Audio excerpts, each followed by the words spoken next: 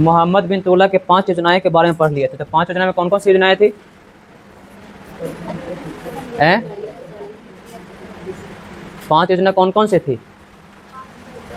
पहला योजना था दोआब में टैक्स वृद्धि। दोआब किसे कहते हैं आप लोग को बता चुके थे, 2 नदियों के बीच के स्थान को दोआब कहते हैं, है ना।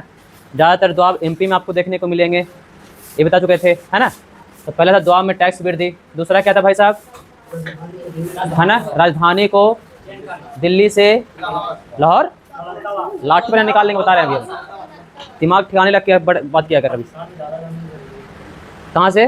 दिल्ली से दौलताबाद। दौलताबाद का पुराना नाम देवगिरी। क्लियर हो गए, है ना। वहाँ भी काम नहीं बन पाया। तीसरा क्या था भाई? सांकेतिक मुद्रा का परिचालन करवाना, है ना। यहाँ पर इसने आयोग नहीं बनाए, तो आयोग नहीं बनाने के बाद क्या हुआ कि ये भी इसका मिशन फेल हो गया। चौथा योजना क्या था? फुरसाना पर आक्रमण करना, है ना। ये 4 योजना।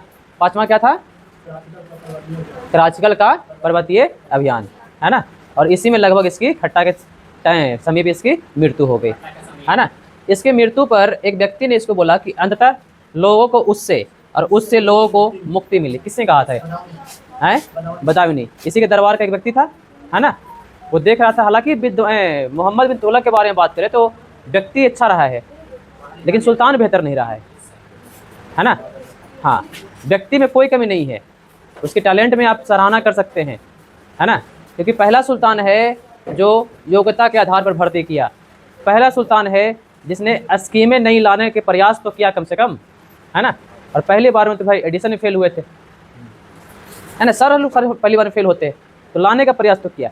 अगला है कि नहरों, बहुत सारे नहर भी इसने खुदवाए थे, है ना। इसके बाद FST आएगा, उस नहरों को और बड़े बड़े करते चला जाएगा, है ना। और वो नहर आज भी पंजाब, यूपी, हरियाणा, जो बोलते हैं ना हरित क्रांति हरियाणा, यूपी और पंजाब में ही क्यों आई है, तो वो है मेन उसका कारण नहर। क्या कारण है? नहर। बस मई क्लियर हो गया यहाँ तक। तो आज जो हम लोग करेंगे फिरोज शाह तुगलक के बारे में बात करेंगे। हाँ, FST। देखो लास्ट टाइम दरोगा वाला में या फिर एडीओ वाला में क्वेश्चन ये 5 योजनाएं से पूछा है, ध्यान रखना। 5 योजना, 5ों का टाइमलाइन, ठीक है। 5ओं में कौन कौन से काम हुए जो, है ना। ये 3 चीज़ें जरूर याद रखना। क्लियर? ये 5 योजनाएं से क्वेश्चन पूछा है MBT से, है ना। हाँ, अगला देखते हैं हम लोग। 1351 में इसका कार्यकाल खत्म हुआ था, तो 1351 से इसका कार्यकाल शुरू होगा और 1388 तक इसका कार्यकाल भाई साहब चलेंगे। क्लियर हो गए? कब से कब तक? 1351 से 1388 तक, है ना। इसका मूल नाम है कमालुद्दीन फिरोग। मूल नाम समझते हो, है ना, मेन नाम। हाँ, नहीं सर्टिफिकेट पर चलिए तो यही है भाई, आधार पर वाला। हाँ, कमालुद्दीन फिरोग। क्लियर?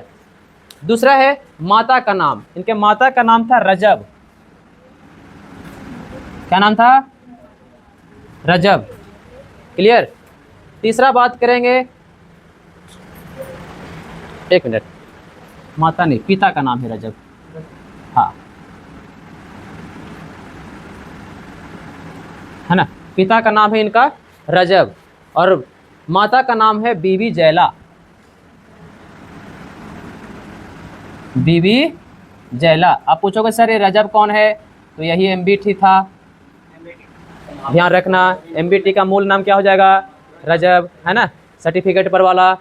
क्लियर, है ना। पुत्र इनके 2 हुए, कुतुबुद्दीन, मतलब एवा के लग जाएगा उसमें, क्या तुम लोग आदमी हो यार।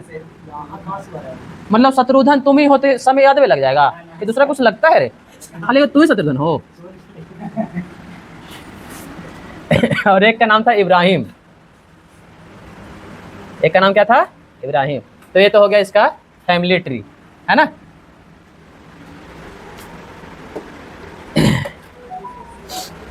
हाँ, देखो अब थोड़ा सा कहानियों में आप लोगों को बता दें। आप लोग कहीं कहीं किताब में पढ़ेंगे कि ये मोहम्मद बिन तुगलक का चचेरा भाई हुआ करता था, है ना। लेकिन थोड़ी सी कहानी में और बदलाव कर दे, है ना। जैसे कुछ कुछ कहानियों में जैसे थोड़ा डीपली पढ़ना शुरू करोगे तो वहाँ पर मिलेगा कि जो बीवी जयला थी, है ना, तो मिलेगा कि चचेरा भाई ना होकर सौतेला भाई था। बस भैया क्या था? सौतेला भाई था। इसीलिए कहीं कहीं किताब में आप लोग को MBT ना लिख करके इसके पिता का नाम रजब लिखता है। क्लियर? तो ये नहीं है भाई।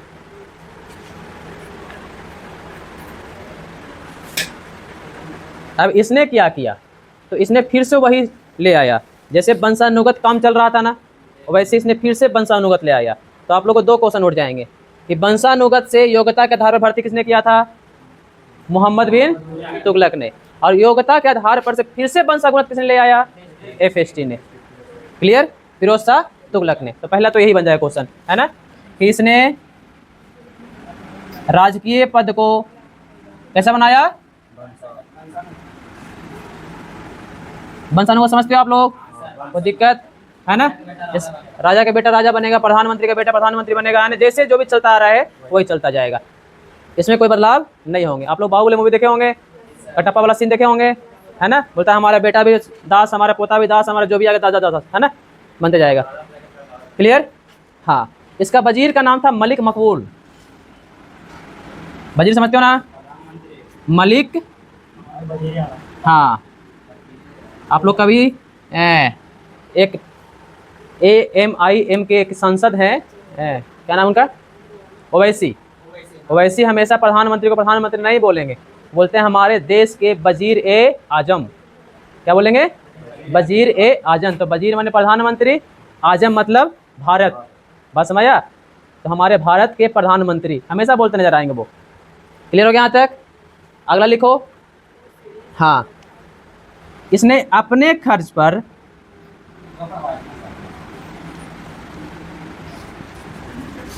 हज यात्रा शुरू की। हज यात्रा समझते हो? आप लोग जब मुस्लिम धर्म हम पढ़ा रहे होंगे तो वहां पर हज यात्रा की चर्चा किए होंगे, है ना।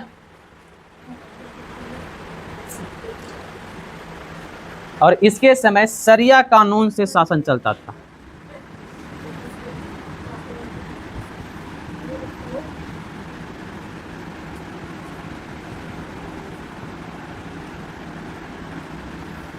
है ना।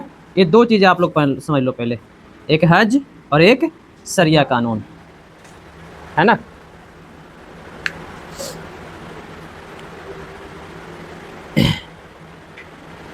क्लियर हो गए?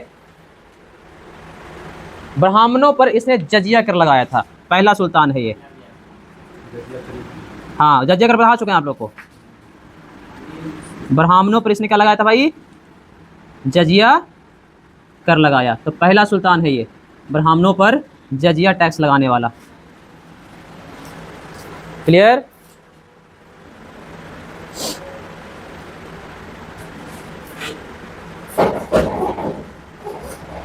तुम लोग को बातें एकदम सीधी सीधी याद हो जाएगी कि ये सुल्तान के बारे में बातें याद करने की आवश्यकता है ही नहीं। पूछोगे सर कैसे नहीं याद करने की आवश्यकता है? तो जो भी पुराने वाले सुल्तान थे, देख लो गुलाम वंश वाला में, है ना, जो भी पुराने वाले सुल्तान है सेम टू सेम उसी वंश पर काम कर रहा है। पुराने वाले भी जजिया टैक्स लगाए थे, यहाँ पर थोड़ा सा उल्टा हो गया, ब्राह्मणों पर इसने पहली बार जजिया टैक्स लगाया था। शरिया कानून पुराने वाले में चल रहा था, इसमें भी शरिया कानून से काम चल रहा है। अपने खर्च पर हज यात्रा, हज होता है समझ लो कि मुस्लिमों का मक्का मदीना की यात्रा को हज यात्रा कहते हैं, है ना। मक्का और मदीना, जैसे हिंदू धर्म में बोलते हैं ना गंगा सागर एक बार, है ना, जाना ही है, बस में इसी करके हज यात्रा मुस्लिमों का मतलब सोचते हैं हज लास्ट में पूरा काम करने के बाद एक बार कम से कम मक्का मदीना जाए, और उस यात्रा को कहते हैं हज, जो अभी भी सरकार कराती है ना। तीसरा है कि इसने वंश को वंशानुगत बनाया, पद को वंशानुगत बनाया।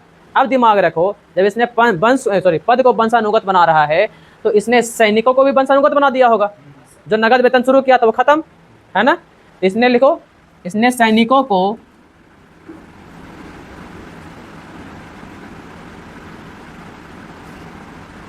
है ना वेतन के बदले जागीर दिया। क्या दिया?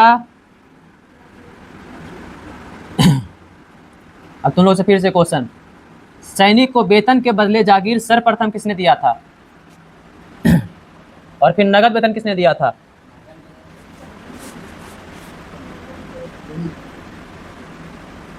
है ना। और इस जागीर पद्धति को कहते हैं इतलाक पद्धति। कौन पद्धति? इतलाक पद्धति। क्लियर हो गए? है ना। वेतन के बदले जागीर, जागीर मतलब कौन चीज? जमीन देना, है ना, भूमि देना, भूमि का टुकड़ा प्रदान करना। क्लियर? जागीर मतलब। और उसको कहते हैं कौन सी पद्धति? इतलाक पद्धति। पहले शुरू किसने किया था इतलाक पद्धति? ये क्वेश्चन पूछा हुआ है। इल्तुतमिश ने शुरू किया था सबसे पहले, है ना। इतलाक पद्धति को खत्म करके नगद वेतन किसने देना शुरू किया था? मारेंगे फेस्टी। बलबन। कौन रे? हाँ उसका वाला नहीं तो सुन, उसका वाला कॉपी कर रहा है तुम लोग। उधर बलवन तो तुम्हें, हाँ सर हाँ बलवन, हाँ में हाँ नहीं मिलाना है। कौन था जिसने नगद वेतन देना शुरू किया था? खिलजी वंश का। खिलजी वंश का कौन व्यक्ति जिसने नगद वेतन देना शुरू किया था? खिलजी वंश से बलवन कहाँ से आ गया? बख्तियार खिलजी गुलाम वंश में है, गोरी के बाद है, वो कहाँ से आ गया यहाँ खिलजी वंश में? अलाउद्दीन खिलजी, जिसने पहली बार नगद वेतन देना शुरू किया था। बस भाई, पहली बार अस्थाई सेना किसने रखनी शुरू की थी? अस्थाई सेना इल्तुतमिश ने रखनी शुरू की थी, है ना। एंसेंट हिस्ट्री में ही देखोगे अस्थाई सेना का जिक्र तो आपको मिलेगा बिंबिसार। बिंबिसार अस्थाई सेना का पहला व्यक्ति होगा एंसेंट हिस्ट्री का। अगर पूछ दिया कि पूरे इतिहास में पहली बार अस्थाई सेना किसने रखी थी? बिंबिसार ने रखी थी, है ना। मिडाइवल हिस्ट्री में, मध्यकालीन भारत में पहली बार अस्थाई सेना किसने रखी थी? इल्तुतमिश ने रखी थी। अस्थाई सेना को नगद वेतन किसने देना शुरू किया था? अलाउद्दीन खिलजी ने, है ना। अस्थाई व्यक्ति को जागीरें किसने प्रदान की थी पहली बार? पहली बार किसने प्रदान की थी? इल्तुतमिश ने ही, है ना। उसके बाद फिर दूसरी बार में, है ना, फिरोज शाह तुगलक। तो जब जागीर प्रदान किया था ना इल्तुतमिश, तो उसमें नाम नहीं दिया था उसने, है ना। इल्तुतमिश ने, सॉरी, यहाँ पर एफएसटी ने एक नाम दे दिया, पद्धति बना दी। कौन सी पद्धति? इतलाक पद्धति। तो ध्यान रखना ये सारी बातें। क्लियर हो गए? है ना। इसने क्या किया कि थोड़ा सा अपने भाई के जैसा ये काम किया, मोहम्मद बिन तुगलक के जैसा, कि इसने एक मिश्रण सिक्का बनाया, चांदी और तांबा का मिश्रण का सिक्का बनाया, है ना। लिखो, चांदी एवं तांबा के मिश्रण का सिक्का बनाया, है ना। मतलब बोल सकते हो बीच बीच वाला है, उसको बोला गया है उस सिक्का को अद्विक। क्या बोला गया सिक्का को? अद्विक, है ना। और ये वाला सिक्का जो बनाया, एकरा पर सिक्का के एक पट्टी, है ना, अपना नाम गुदवाया अपने, और दूसरा पट्टी खलीफा का नाम गुदवाया, है ना। तो फिर से बोल रहे हैं, खलीफा का नाम गुदवाया, है ना। कौची पर? अद्विक पर, है ना। चांदी और तांबा का सिक्का का मिश्रण था, ये धातु का मिश्रण था, उसको अद्विक कहते थे। और उस पर खलीफा, फिर से बता रहे खलीफा कितना बड़ा पोस्ट था आप लोग को बताने की आवश्यकता नहीं है। अब आवश्यकता है, खलीफा बता चुके हैं, हैं। अंतिम खलीफा कौन था? अंतिम खलीफा का नाम क्या था जिसने अपना पोस्ट स्वयं त्याग दिया था? खलीफा का पोस्ट ही समाप्त कर दिया था, हैं। नाम बताइए उस खलीफा का।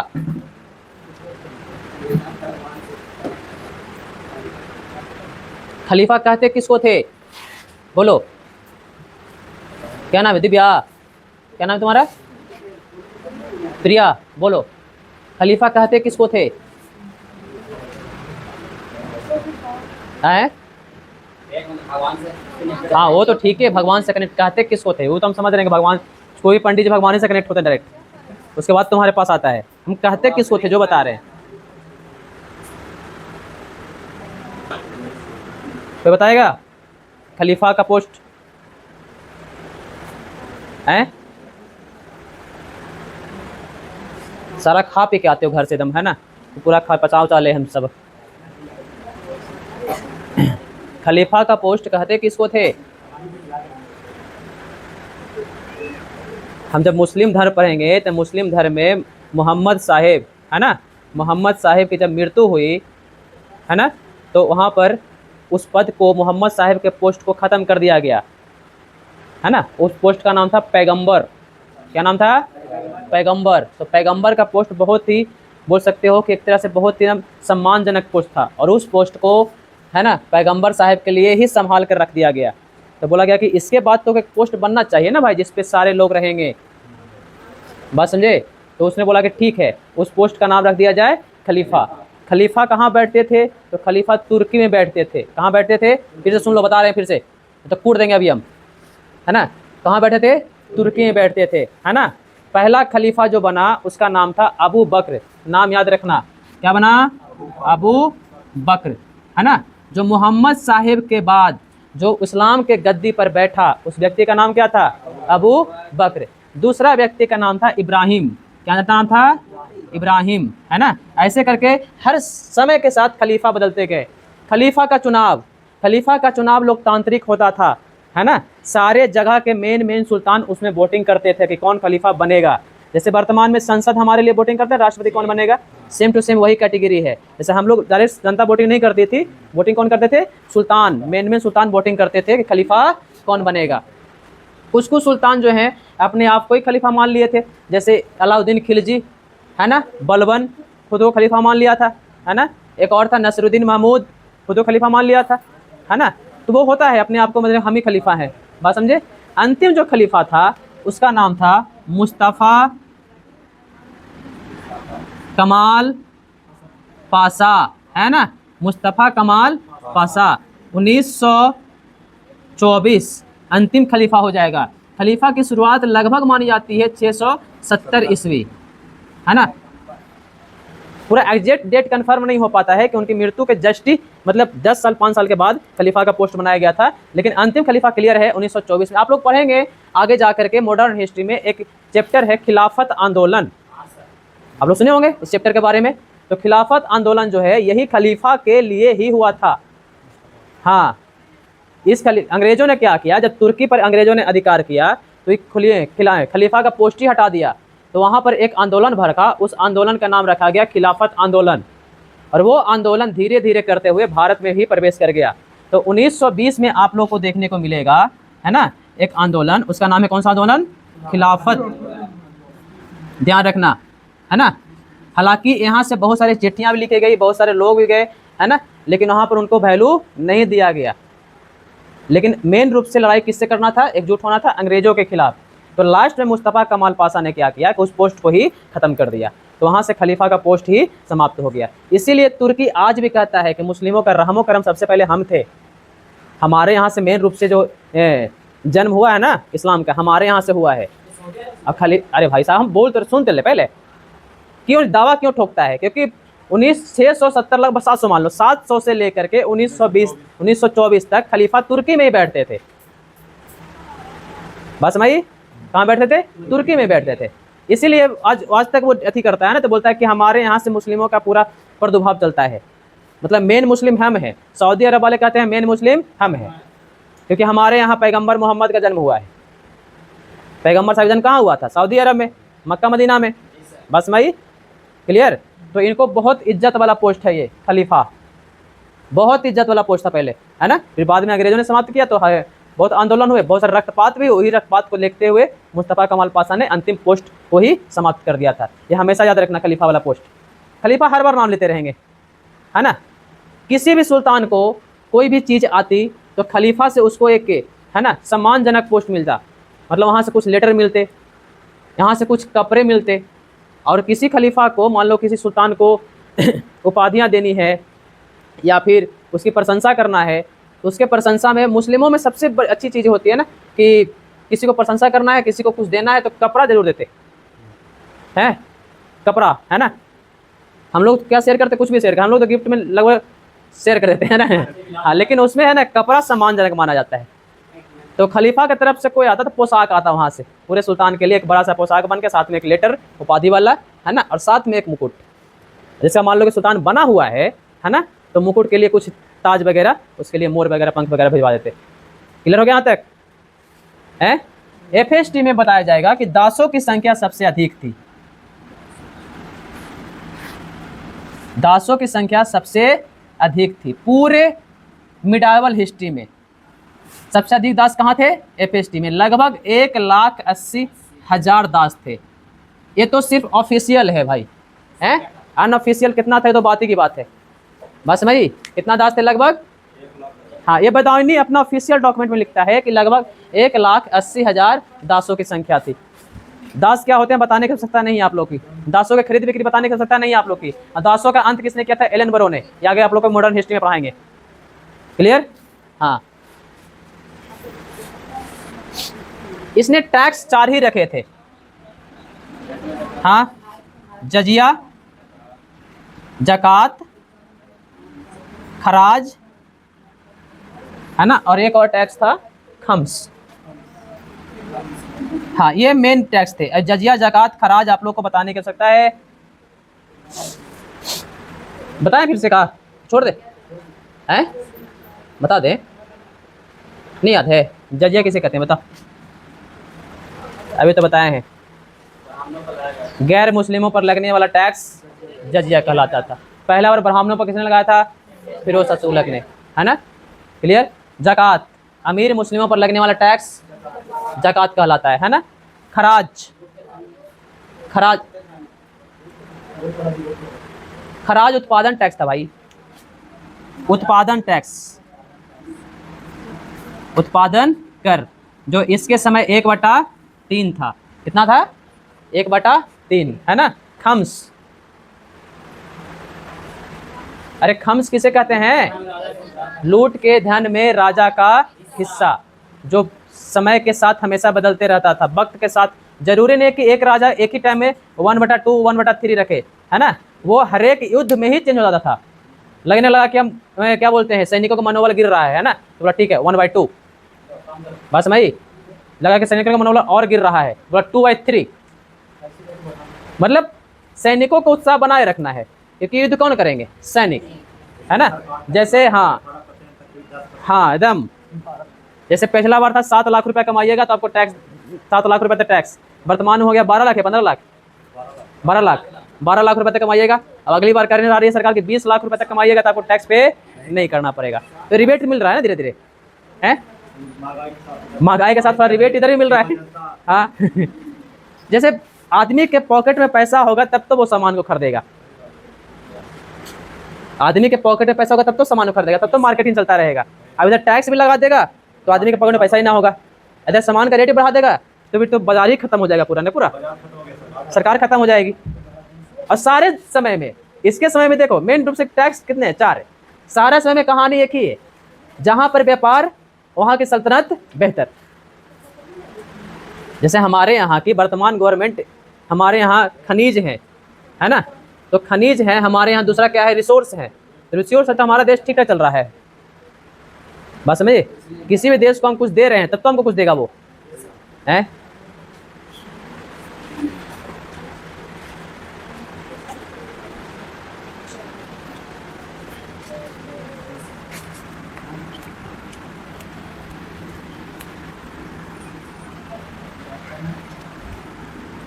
क्लियर हो गया यहाँ तक?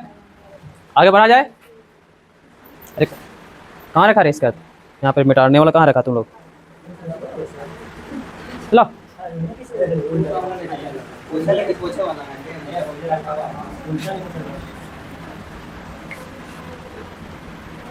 दासों वाला कहानी याद रखना है, बहुत बार पूछा हुआ क्वेश्चन दास वाला।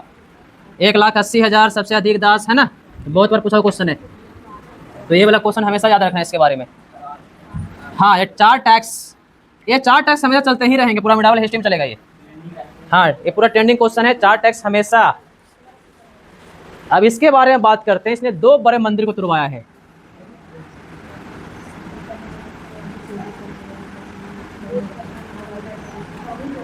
कौन कौन से मंदिर थे? तो पहला मंदिर का नाम था ज्वालामुखी मंदिर। नाम सुना है? ज्वालामुखी मंदिर है? नहीं नाम सुने हो ज्वालामुखी मंदिर का? नागरकोट, महाराष्ट्र, है ना? दूसरा मंदिर का नाम है जगन्नाथ मंदिर। इसके बारे में सुने हो? जगन्नाथ मंदिर, है ना?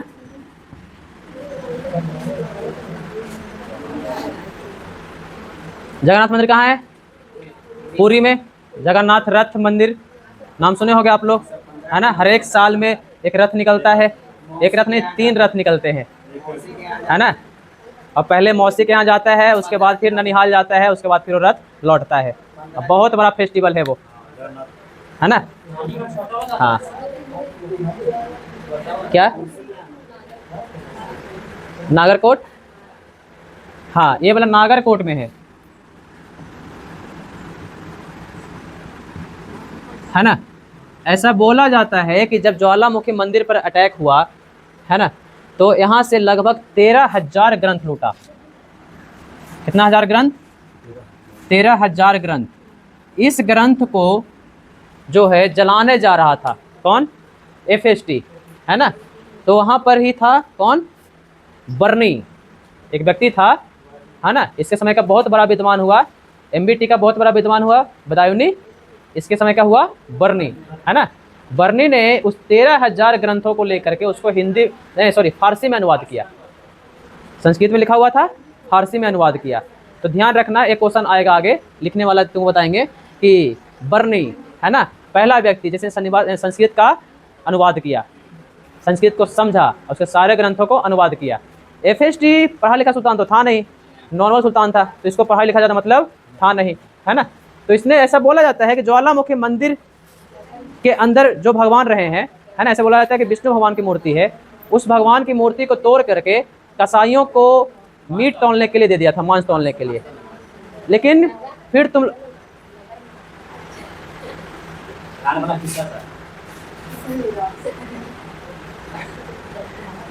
लेकिन आप लोग कभी नागरकोट जाओगे, ज्वालामुखी मंदिर घूमने जाओगे, तो वहां पर तो मूर्ति है ही नहीं। ज्वालामुखी मंदिर में ज्वाला है, मूर्ति नहीं है। तो ये एक मिथ्या हालांकि फैलाया गया, है ना, मुस्लिमों के द्वारा ही, और इसका सत्ता परिवर्तन करने के लिए तो सारे हिंदुओं ने इसको बहुत मतलब बोल सकते हो काफ़ी आलोचनाएं हुई, और साथ में मुस्लिमों ने भी काफ़ी आलोचनाएं की, है ना, 2 मंदिर तोड़ने के बाद। और ये मुस्लिमों के लिए मंदिर तोड़ा था, लेकिन आलोचना भी मुस्लिम ने की इसकी, तो इसीलिए इसका सत्ता भी गिर गया। लेकिन एक मिथ्या फैलाई जाती है कि ज्वालामुखी मंदिर के, एक क्वेश्चन आएगा आप लोग को, है ना, आप लोग मार देना, ऐसा नहीं कि छोड़ देना कि सर बताए थे कि ज्वालामुखी मंदिर में ज्वाला है तो मूर्ति कहाँ से आएगा, तो मार देना ऐसा अगर क्वेश्चन बता रहे हैं कि ज्वालामुखी मंदिर को तोड़कर, है ना, कसाई खाने में मीट तौलने के लिए दे दिया था मूर्ति को। लेकिन बहुत सारे रिसर्च के किताब जब पढ़ते हैं तो उस किताब में मिलता है कि ज्वालामुखी, आज भी जाओगे ना ज्वालामुखी मंदिर में, तो ज्वालामुखी मंदिर में मूर्ति नहीं है, ज्वाला है। एक ज्वाला जो बहुत सालों से, क्या मतलब बोल सकते हो कि स्टार्टिंग जब से वो मंदिर बना है, और मंदिर बनने का निर्माण ऐसा बोला जाता है कि 300 ईस्वी में मंदिर बना है। तो 300 ईस्वी से लेकर के आज तक 2026 तक, है ना, आज तक उसमें एक ज्वाला जो है वो बुती नहीं है, आज भी जल रही है। तो ये मिथ्या थोड़ा सा फैला दिया गया था। हाँ, इसने मंदिर को ध्वस्त किया था, मंदिर के ऊपरी भाग को ध्वस्त किया था। उसके बाद फिर ऐसा बोला जाता है कि उस ज्वाला को कुछ पंडित ले करके, है ना, नागरकोट के किला था वहाँ पर चले गए थे, और वहाँ पर काफ़ी सालों तक वो ज्वाला वहीं पर जलती रही। फिर से जब, है ना, जब ये आगे जब पढ़ोगे कि महाराणा प्रताप वाला, शिवाजी वाला, तो शिवाजी का जब शासनकाल आया तो उस नागरकोट मंदिर का पूरा से पूर्ण निर्माण हुआ, और फिर से वो ज्वाला को ला करके वहाँ स्थापित कर दिया गया। ये कहानी आगे मिलेगी आप लोग को, है ना। तो ध्यान रखना, ज्वालामुखी मंदिर को तोड़वाया था, है ना। और ये, हाँ, एक कहानी याद रखना बस कि इसी मंदिर के मूर्ति को तोड़ करके कसाईयों को दे दिया था। लेकिन ये वास्तव में कितना सच है, ये नहीं सच है, ये तो रिसर्च के बाद आज भी पता नहीं चल पाता है। लेकिन क्वेश्चन पूछता है कि किसने दिया था, तो मार देना भाई, इन्हें बोला सर, इन्हें सर बताए थे कि छोड़ दो ये कहानी सुन लो तो दिक्कत हो जाएगा। फिर आगे बढ़ते हैं, जगन्नाथ मंदिर। जगन्नाथ मंदिर तो मूर्ति है ना। तो जगन्नाथ मंदिर कहाँ है भाई? पुरी में, है ना। 1360 में इसको नष्ट किया गया था, जगन्नाथ मंदिर को 1360 में इसको नष्ट किया। पुरी कहाँ है? हाँ,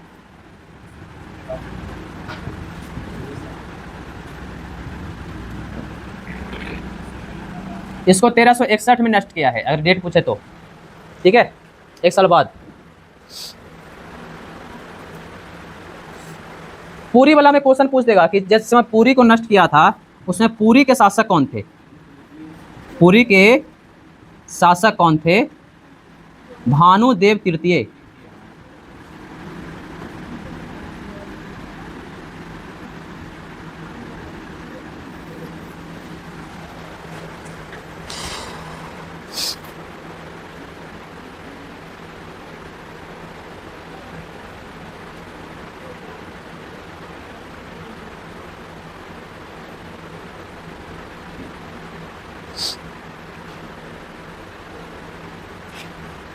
एफएसटी हालांकि पढ़ा लिखा व्यक्ति नहीं था, लेकिन जब ये ग्रंथों का अनुवाद चल रहा था 13,000 ग्रंथों का, है ना, तब उसने काफ़ी सारे आलोचनाएं होने के बाद तब वो थोड़ा सा पढ़ाई लिखाई पे ध्यान देना शुरू किया, है ना। मतलब बुढ़ारे बोल सकते हैं, उसने पढ़ाई लिखाई पे ध्यान देना शुरू किया, तो उसने किताब भी लिखी है एफएसटी ने, है ना, बर्नी के साथ मिलकर एक किताब लिखी।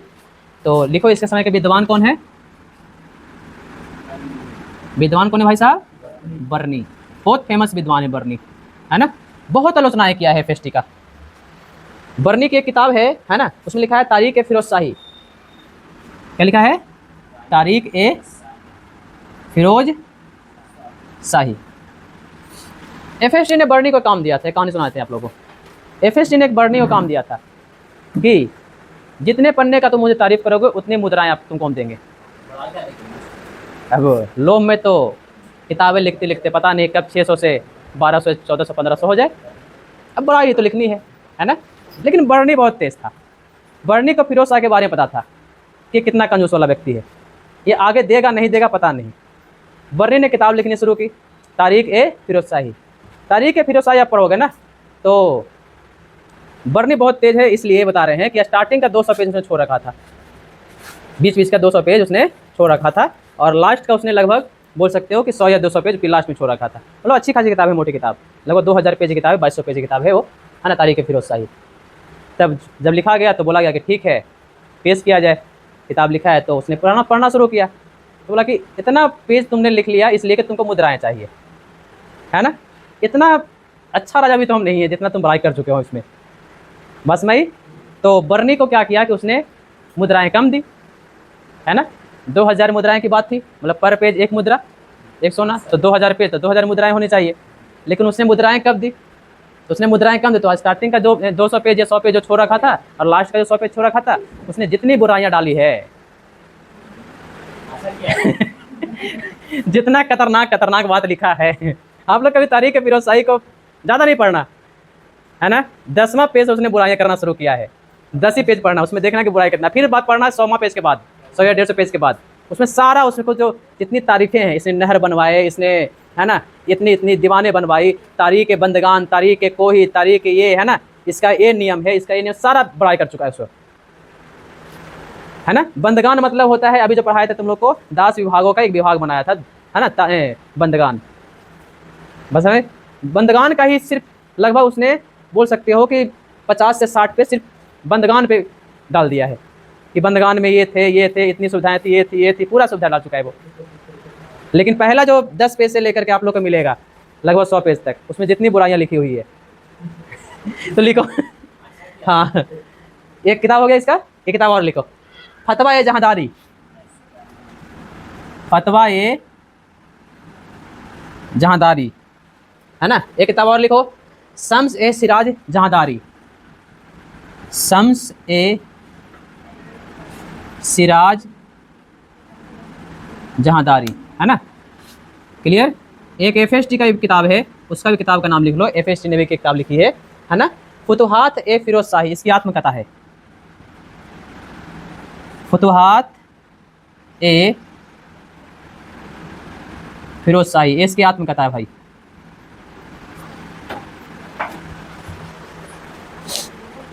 है ना। इसने बहुत सारे विभाग बनाए, इस कहने की बात नहीं है। हालांकि ये शासक जैसा भी रहा हो, ये विभाग वर्तमान में आज भी भारत सरकार के काम करते हैं।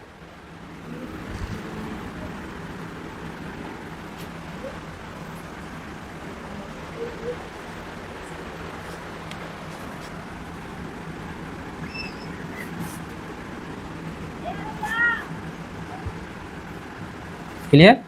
बनाए गए विभाग के बारे में हम लोग कल देख लेंगे, है ना। दीवान बंदगान, दीवान इस्तिहाक, दीवान खैरात, कुछ अनुवाद विभाग जिसके लिए ये किताबें 1300 अनुवाद हुआ था, है ना। फिर एक वकील दार प्रभारी विभाग था, हर्ष ए सब्र एक सिंचाई विभाग इसने बनाया था। और ये जो जितने 4 5 6 विभाग इसने बनाए हैं, ये वर्तमान में भारत सरकार के विभाग है। सिंचाई विभाग वर्तमान में चल रहा है, बंदगान तो खैर खत्म हो ही गया, तो उसके बारे में तो बात ही नहीं करेंगे, है ना। वृद्धा पेंशन विभाग अभी तक चल रहा है ना। एक लोक निर्माण विभाग, भवन निर्माण विभाग अभी तक चल रहा है ना। मुस्लिम कन्या दीवान खैरात जो अभी तक चल रहा है, मुस्लिम चलता है ये, है ना। एक विभाग बनाया था इसने अनुवाद विभाग, जो वर्तमान में अभी तक भारत सरकार काम कर रहा है। प्रभारी विभाग अभी तक काम कर रहा है। तो कुछ विभाग जो मतलब बोल सकते हो कि पौराणिक थे उसको ख़त्म करके जो नए विभाग थे, लेकिन हालांकि वही चल रहा है वर्तमान में। सुल्तान कैसा भी रहा, उसने विभाग जो बनाए हैं जो काम के बनाए हैं। कुछ विभाग जो बनता था वो काम को नहीं बनता था, लॉन्ग टाइम तक नहीं चल सकता है ये। और ये विभाग आगे आप लोग को मुगल वंश, आगे आप लोग को जितने वंश पढ़ाएंगे उस सारे में देखने को मिलेगा, है ना। आप लोग को सूचकांक याद है?